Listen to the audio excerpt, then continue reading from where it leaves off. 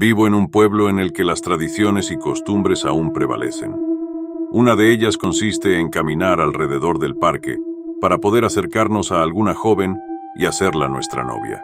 Así fue como conocí a Ana, una muchacha de largo cabello negro y tez morena.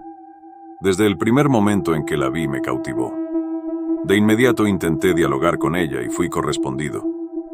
Después de ese encuentro continuamos viéndonos y nos hicimos novios. Le expuse a ella mi intención de formalizar nuestra relación y poder casarnos. Pensé que la idea le gustaría mucho, sin embargo ella se mostró indiferente. En ese momento no comprendí su falta de interés, pero más adelante todo me sería revelado. Al poco tiempo de conocernos, nos casamos y nos fuimos a vivir a una casa cerca del río. Ella manifestaba conductas extrañas, como levantarse por la noche y salir a caminar por el río durante 2 horas. En un principio, creí que era parte de sus costumbres familiares, pero conforme conocí a su familia, percibí que ella era muy diferente a su madre y sus hermanos. Cuando adquirí más confianza con el padre de Ana, traté de comentarle la forma tan extraña que ella tenía de conducirse. Creo que en el fondo su padre sí sabía a qué me refería, porque de inmediato cambió de tema y me dio una excusa para retirarse. No fue posible que el padre de ella pudiese disipar mis dudas. Al principio ella no tenía menoscabo en que yo me enterara de sus salidas, pero como la cuestionaba mucho creo que comenzó a darme algo para que me durmiera. Cada noche tenía la intención de seguirla para saber con exactitud qué es lo que ella hacía cuando salía por la madrugada. Por más que me esforcé por no quedarme dormido, no lo conseguía. A cierta hora me vencía el sueño y así duraba durante varias horas. No solo eran las salidas que hacía por las madrugadas. Sabía que ella guardaba algo muy preciado en el armario, ya que lo mantenía bajo llave, y de ninguna manera me permitía verlo. En una ocasión, ella dejó la llave de su armario sobre la cama. De más está decir que ella era muy cuidadosa con esa llave, ya que siempre la mantenía colgada en su cuello. Ese día se distrajo porque su madre llegó inesperadamente. Ana solo alcanzó a vestirse y olvidó recogerla. Aproveché la distracción que tuvo y hurgué entre los cajones de su armario. Me sorprendí de lo que encontré al interior de ellos. En uno de los cajones había unos pequeños muñecos, los cuales se encontraban vestidos y con ciertos amarres en diferentes partes del cuerpo. Encontré uno que tenía los ojos vendados y los brazos amarrados por la parte de atrás. No tenía la certeza, pero creo que ese muñeco era la representación de mi persona. Además encontré unos frascos pequeños de cristal cuyo contenido era extraño. Abrí uno de ellos. El tufo era muy desagradable y me dieron náuseas.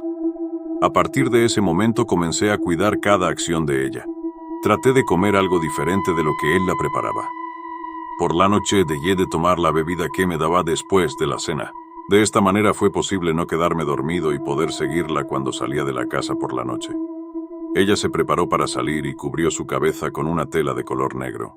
Mantenía cierta distancia para que no se percatara de mi presencia. Pasamos por la maleza, que en ocasiones era alta, que casi me cubría por completo. Se detuvo en un llano en forma de círculo y encendió unas velas que llevaba en un bolso. Las ordenó en forma de triángulo y comenzó a cantar en un lenguaje ininteligible. Comenzó a contorsionarse y levantó los brazos suplicando con vehemencia al cielo. No tardó mucho con este ritual cuando de pronto la sombra de ella, reflejada por el fuego de las veladoras, comenzó a hacerse más grande. Esta tomó la forma como la de un toro con cuernos. Ella comenzó a hablarle a esa sombra, de la cual solo se veía en el resplandor el rojo de sus ojos. Tuve miedo de ser descubierto. Con cautela me retiré del paraje y regresé a la casa. Por largo rato estuve sentado sobre la cama. No concebía lo que había visto. Ahora todo me quedaba claro.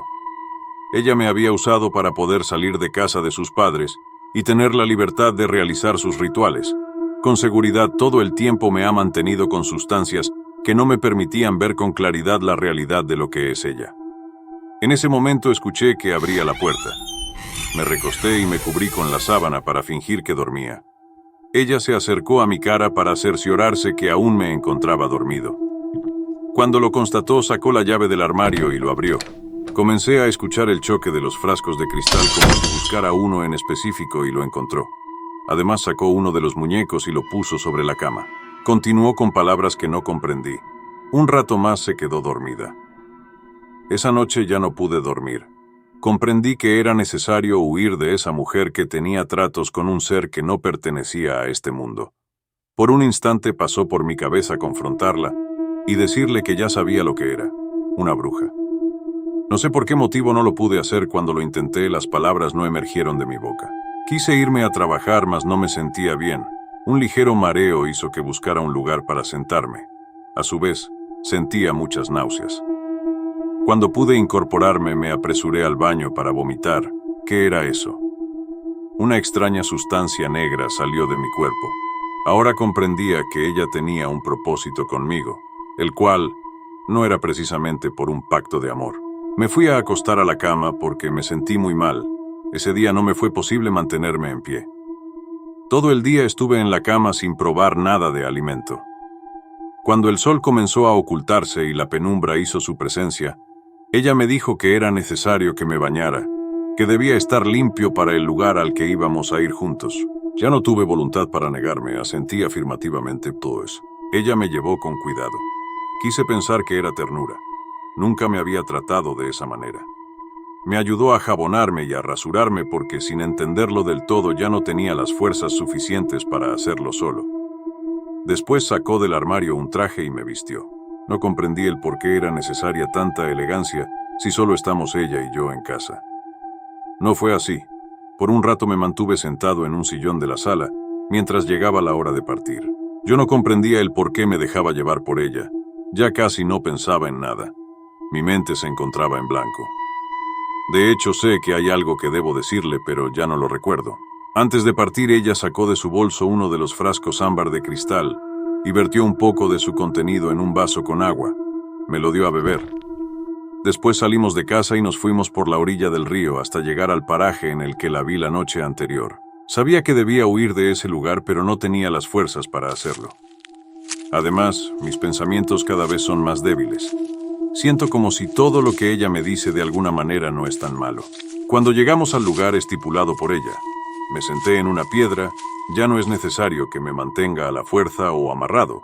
Ella me controla y no puedo hacer nada al respecto.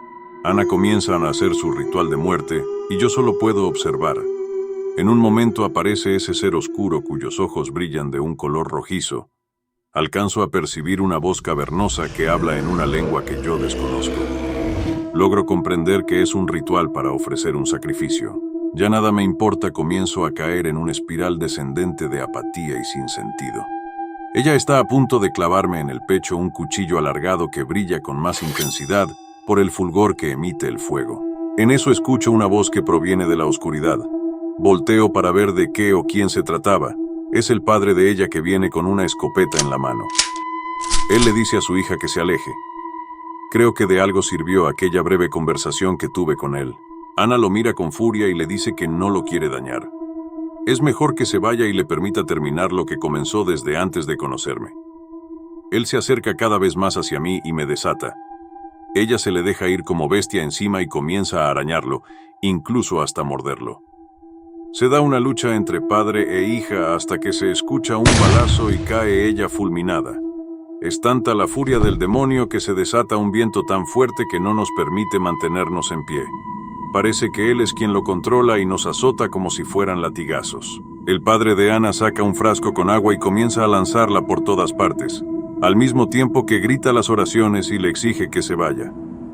Jamás creí que fuésemos capaces de salir ilesos de ese acontecimiento. Después, todo volvió a la calma. La fogata que Ana había encendido estaba apagada por completo. Ella yacía en el piso sin vida y su hermosa cara se transformó en un rostro decrépito y horrible. El padre de Ana me ayudó a incorporarme y juntos emprendimos el regreso al pueblo. A mí me costó mucho trabajo caminar. Una de mis piernas quedó baldada y la arrastré para poder continuar. Ya no fui capaz de realizar las actividades que hacía cotidianamente. Quedé con poca movilidad y mis pensamientos eran pocos o nulos. Una de las bebidas que Ana me dio a beber fue Williamsy, o mejor conocida como peyote. Con esta hierba perdí toda la capacidad motora y de pensamiento organizado. Ahora no soy más que un bulto.